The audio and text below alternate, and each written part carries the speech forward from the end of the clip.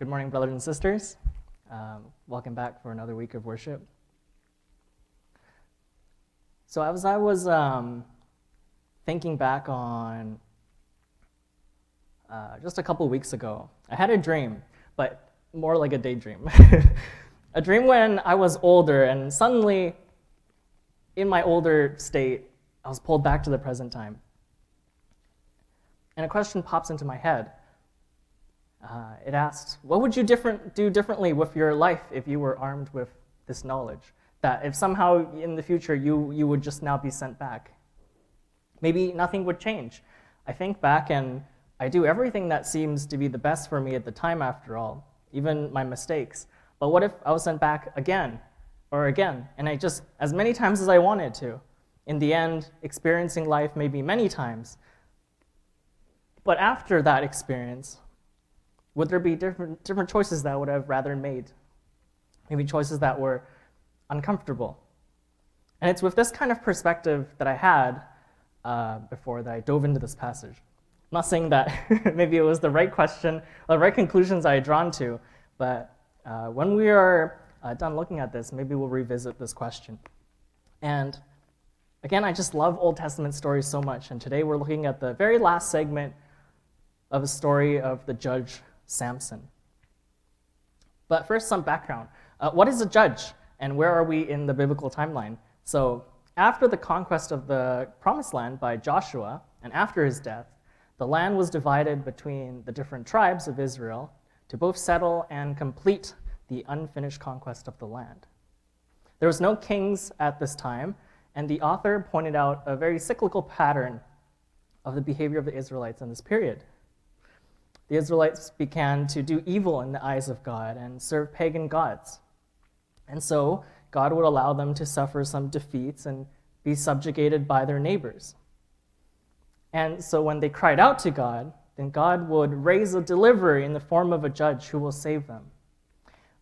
And maybe things would be fine for that generation for a time. But when that judge dies, they or the next generations will have forgotten what God has done for them, and will go back to being how they were before, or even worse than before. And it is in one such cycle, the last judge, that this book recalls chronologically that we find ourselves. So being at the end of the story, I think it was quite difficult for me to figure out where I'm going to put the summary of what Samson has done to this point.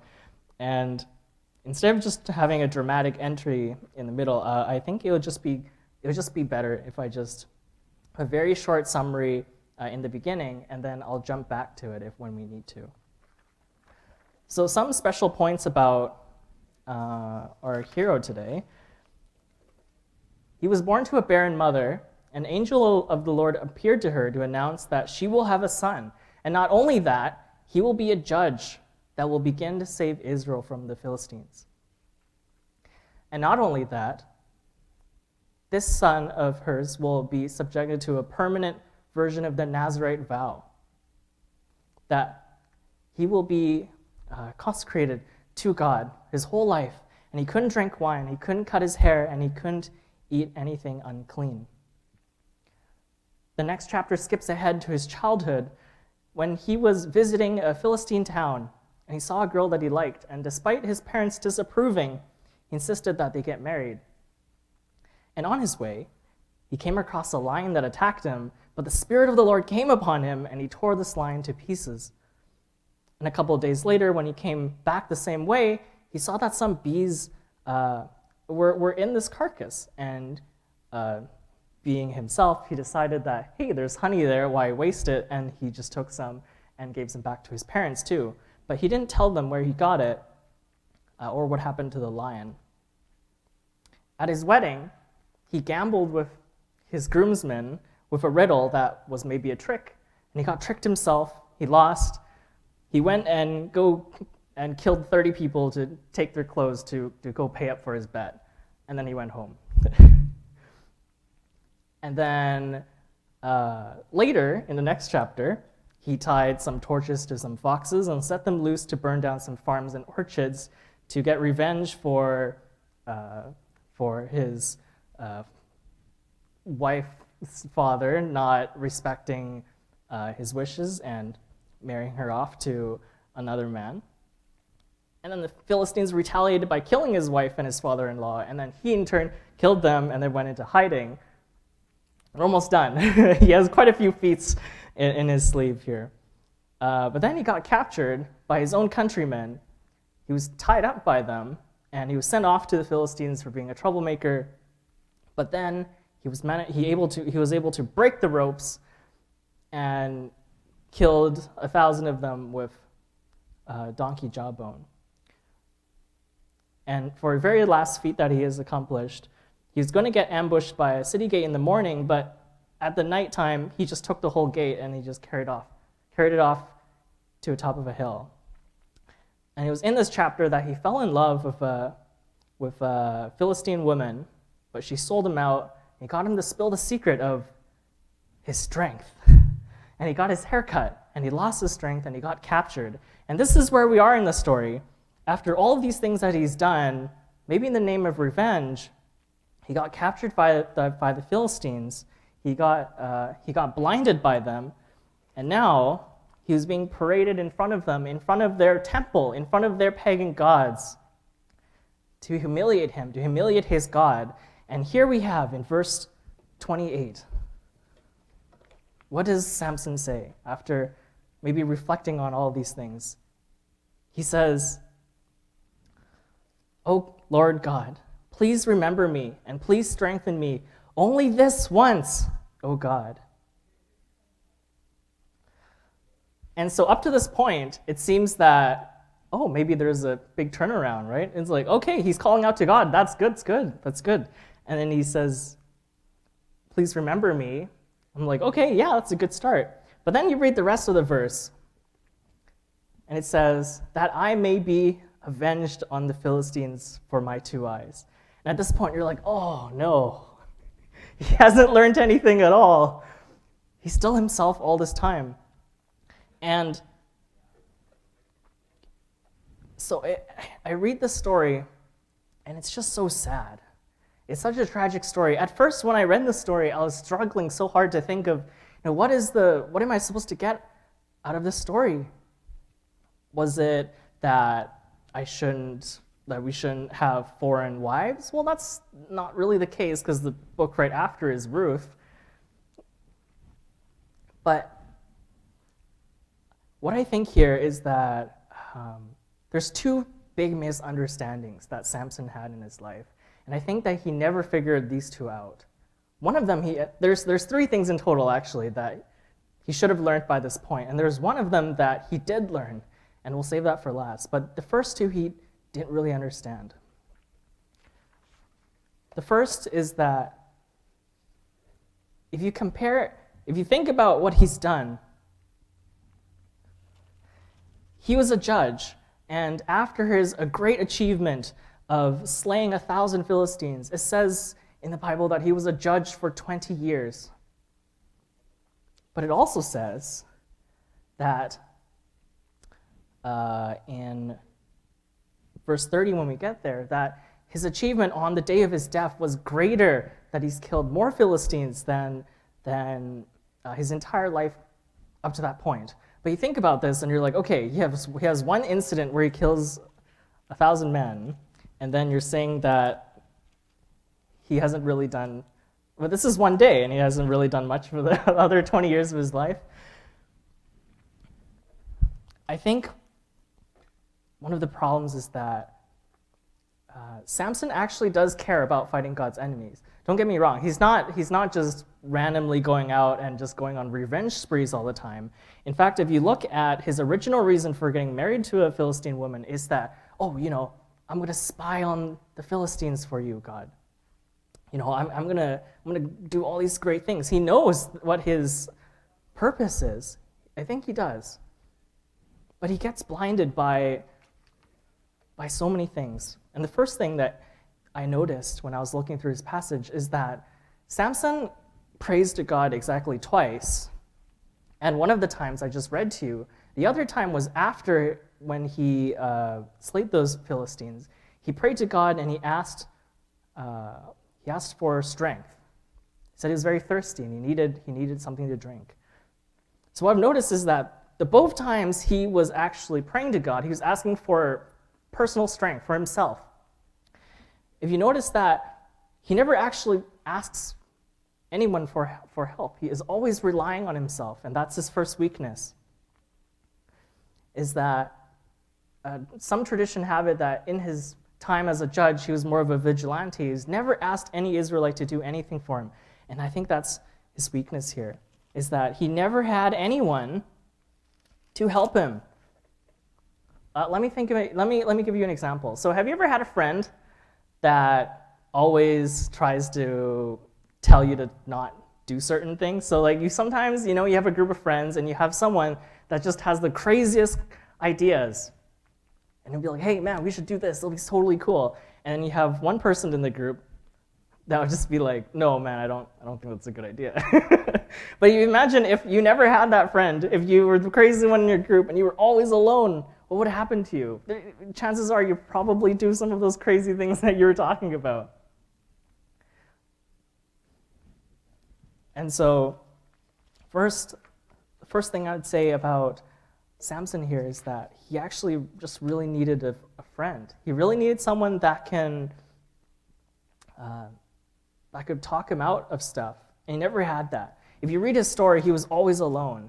He was always making demands on people. He was always thinking of things by himself. He was doing everything himself. And even if he wanted to, in his mind, I'm sure he wanted to live his life for God. That was his purpose, right? Until he got tricked by Delilah, who told her that, oh yes, the secret of my strength is my hair. He did respect that up until that point. Okay, maybe he's really forgetful about his other vows, but he has tried to respect them up until that point. So I have no doubt that he tried, but he was weak, and he had his weaknesses. Let's keep reading. And so, verse 29, and Samson grasped the two middle pillars on which the house rested, and he leaned his weight against them, his right hand on one and his left hand on another. What's really interesting is that when he prayed for strength, he was trying to be a hero here, right? He was thinking, oh, maybe God will give me my strength back for one final heroic showdown with my enemies who's done so much horrible things to me. But was his strength really the thing that made him valuable to God? We think about Samson, and many people think, like, if you read his story and we hear about his story, he's not a very good judge. He hasn't really done much for his people. He didn't liberate his people. His people were pretty much in the same state. Maybe at most he just scared off the Philistines by himself as he just went off and did his own thing. But what's so sad is that it could have been so much different, right? He could have been a leader of his people. He could have used his gifts for helping others. But let's think back on another judge here. This is the biggest contrast I can think of. Think about the judge Gideon. When we were first introduced to him, he's hiding in a wine press, and he keeps saying he's so weak over and over. And yet he was able to achieve he was able to save his countrymen. He was able to stop his people from being oppressed. And that's my point number 2, is that you don't need to be strong to be useful to God. You don't need to be strong in order for God to approve you, to use you.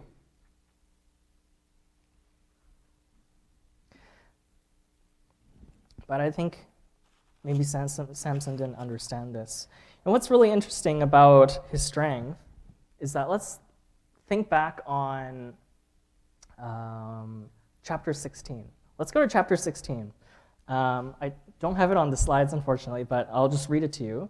And this is when Samson confesses to Delilah about his strength. He says, this is chapter 16, verse 17. It says, and he told her all his heart and said to her, a razor has never come upon my head, for I have been a Nazarite to God from my mother's womb. If my head is shaved, then my strength will leave me, and I shall become weak and be like any other man. This is so interesting to me because we kind of read this, and for most of my life, I've read this, and I just took it at face value. I'm like, oh, if Samson says it is, then it probably is, right? But if you think about it, there's actually no reason anywhere where it says that his hair was the source of his strength. He just kind of said this. He just made this assumption that his hair, which was the symbol of his vows, if they were gone, then maybe it means that the vow's gone, or maybe he took it back or something. Because I was looking into this, and I saw that permanent Nazarites were allowed to cut their hair once a year if it got too long. So it wasn't about his hair never being cut. Maybe there was an exception for him and he never could have cut his hair. It was interesting that he associated his strength with his vow of God. And somehow if he didn't hold up his part of the bargain, then God would just leave him, and then that would be it. But I don't actually think that God turned his back on him. Think about this for a moment. What would have happened if he never lost his strength after his hair was cut? I don't think he would have noticed, actually, because if you zoom forward to verse 20, in the last part, and she said, "The Philistines are upon you, Samson." And he woke up from his sleep and said, "I will go out as the other times and shake myself free." But he did not know that the Lord has left him. Wait, what? That doesn't make any sense. He just said that if you cut my hair, I'll become weak. He woke up, his hair's gone, and he's like, nah, everything will be fine. So that's what made this part confusing to me. But if you look at what happened later, he was in a prison. He was actually pretty safe in his prison. He was doing slave labor, and he was eventually humiliated in front of thousands of people. But maybe God was there protecting him until that time. Maybe for this very moment when he would cry out to God again.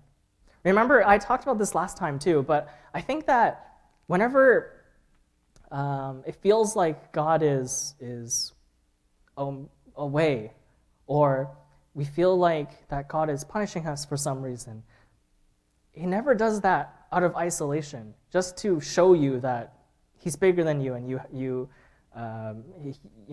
he's punishing you for being bad. Never. God always, his reasons is always to bring you back to him. And in that front, I think that God has succeeded.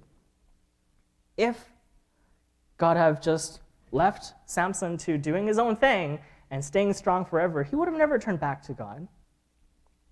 But it was at this moment, in his lowest moment, he did turn back to God.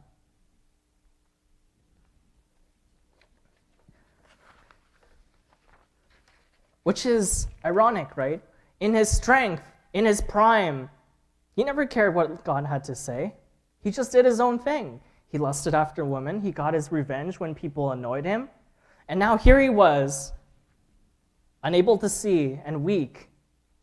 He was finally willing to cry out to God. Although his reasons were still pretty bad. He still just wanted revenge. But it was a start. Okay. So let's go to verse 30 now. Let's keep reading. So we're back in chapter 16, verse 30. Samson said, "Let me die of the Philistines." Then he bowed with all his might, and the house fell upon the lords and upon all the people that were in it. And so the dead whom he killed at his death were more than those whom he had killed during his life. This is totally weird to me at first when I heard about this. This seems like his hero moment, right? He was going out with a bang. He was able to perhaps halt or lighten the suffering of his people. But if you read back on what has happened so far, no one is actually in conflict in this story. The Israelites were totally pacified, and when Samson was causing trouble for the Philistines, they were totally ready to just give him up to them for causing trouble. And so at face value, what has Samson really done? It seems like he was just on a rampage his whole life. But actually, I think this is where our final point comes out. And it's that God will always be able to use your life. We have a Samson that is totally weakened, totally crushed. He was alone for most of his life, and he was not able to achieve much for his people. He was not able to say much or do much. But even in that weakness, God was able to use him for a greater purpose, right? It says here that he did more in his death than he was in his life when it comes to kills, at least. That was something he was good at. So let me tell you another story. This one's about a weakness that I've never learned from, and it's sleeping really late. I've had this problem since I was maybe like 16. You just start one time, you're like, I can sleep past 12, and then it just never comes back. And if I think back on my life, if I never had this problem, if I could have slept earlier and never had this sleeping late problem, I would have had so much of an easier time with a lot of things. Because I have a second weakness, is that once I'm asleep, I don't like waking up. So whenever I make a plan, I was like, yeah, I'm kind of tired. I'll just do this in the morning. And it won't. It will be afternoon. And that's usually, especially if something is time sensitive, then it becomes a problem. And that is my weakness. And so remember when I said I have this question in the beginning. I had a dream. Maybe if I can go back, maybe if I can go back when I was 16 or maybe even 20 or 22 or my age, whatever it is. I could have changed something. If only I had, better discipline. If only I could have slept earlier. If only I could have this and that and this and that. I could have been a so much better servant of God. I could have been a better student. I could have been a better son or a boyfriend or whatever. Anything that I had regrets for. I think maybe with my dream here, I could have said, yeah, maybe if I just keep reflecting, if I just keep thinking about better choices I could have made, maybe I will make better choices. Maybe that's what I need. I just need more determination.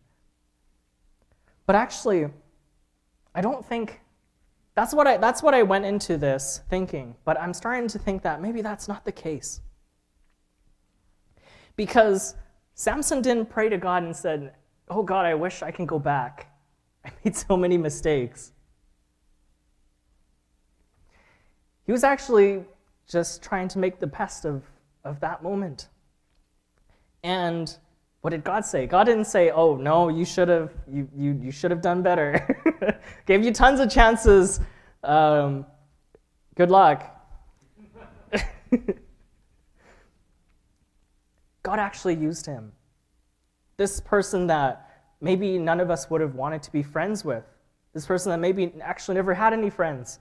This person that was very blessed, but very lonely. And for many of us, we see this, we say, "Oh, such a shame, such a wasted potential, the strongest man in the world," and yet an ending like this. And maybe we apply that to ourselves. We think to ourselves, when I was at my prime, everything was so good. If you think you reached your prime yet.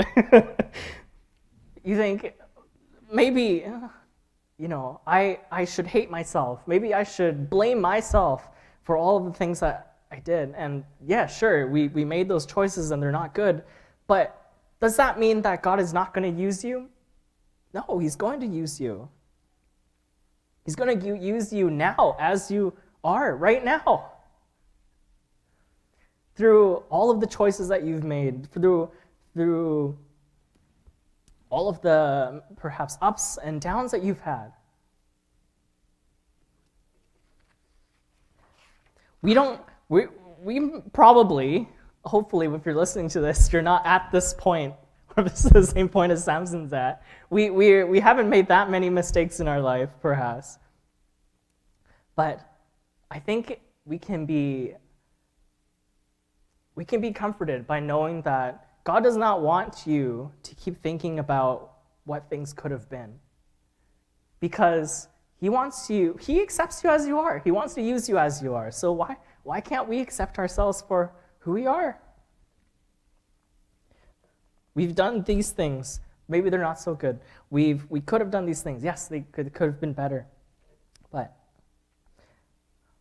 I think that with a story like this, when people see that you weren't perfect, yet God still has somehow accepted you. When they hear a story like that, I think people will be way more interested, right? No one wants to hear, if Samson was perfect, and I said this with Jonah too, if Jonah was perfect, if Samson was perfect, if David was perfect, Moses was perfect, if every character in the Bible was perfect, would you want to read it? I don't. I'll be so sad. I'll be like, why are these people all so perfect? But I'm me. But you read all about all these people, and they suffered so much, they failed so much, and God not only accepts them, but uses them to accomplish things that are so significant, that are world-changing. That's inspiring. That entices me to want to go to God and see what this is all about. God, are you really able to use me as I am? Don't I need to get all these degrees first? Don't I need to have a family that's this stable first? Don't I need kids that are this good that I can brag to other people about or be able to share about? No. You can go to God right now, in your financial state, in your educational state, in your everything state. You can. And I hope that it is stories like this. Like, I mean, it's not fun reading about a person that dies tragically, but it is these stories that I think are important because they just show us who our God is. They show us a hope. There's one more thing I want to share with you, and that's, it confused me at first, is right after Samson got arrested, and he was blinded, and there was a remark that the author wrote, and it was still in chapter 16, verse 22. It says, actually, I'll read from verse 21. And the Philistines seized him and gouged out his eyes and brought him down to Gaza and bound him with bronze shackles. And he ground at the mill at the prison. But the hair of his head began to grow again after it had been shaved. So at first, I think it's kind of confused me. And I was like, what are you trying to imply? Are you implying that his hair was the source of his strength? Well, we already established that that's not the case. But think about what it would have meant for Samson. That he couldn't see, but he could feel himself, right? He could feel his hair growing back. He could feel his beard growing back. And what did that give him? I think that would have given him hope. A hope that perhaps God has not abandoned him, even in his state. So maybe a final thought I would have is there any time that you've shared with God in the past that you treasure so much that you thought to yourself, this is it. This is God bailed me out. God was there for me. I know this. You try to keep it in your memory before it slips away, as everything does. Is there anything like that that you can hold on to for hope when the bad times come? Something that can help you ground your faith in something real that you've experienced or someone has experienced. Is there anything like that? Because you don't want to blindly just hope without any evidence. That doesn't mean anything to you, right? It's not helpful. But when Samson prayed to God, he knew what he was saying. He knew that God was in his life before. And so I hope that we can also think about, is there anything that God has done in my life? Are we now at a time where I feel that God is so far away, that God demands so much from me? Is there anything that I can hold on to know that God is still there, God still has a plan for me, God still wants to use me? Even if I was not as fit or as intelligent or as thoughtful as I was years ago. And if not, and if we haven't ever had an experience like that, I pray that we will go to God and pray for that experience. That I've seen so many biblical characters experience God in such a genuine way. Could that happen to me? Is it possible? Is it possible that there's more than just head knowledge? Is it possible that it's just more than a story?